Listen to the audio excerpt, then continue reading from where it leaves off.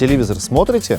На смену аналоговому вещанию приходит цифровое телевидение, которое включает в себя 20 федеральных общедоступных телеканалов, но ни одного регионального. Если вы хотите дальше быть в курсе главных новостей республики, прямых спортивных трансляций, программ на родном языке, то вам необходимо предпринять пару простых шагов для того, чтобы смотреть и цифровое ТВ, и телеканал БСТ одновременно.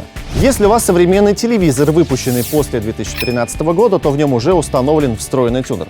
Тогда вам просто нужно подключить антенный кабель и в настройках телевизора активировать поиск и цифровых, и аналоговых телеканалов.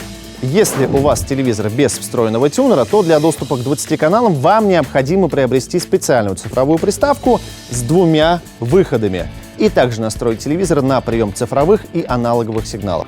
Подробные правила настройки приема цифрового ТВ и телеканала БСТ на сайте, а также по телефону горячей линии.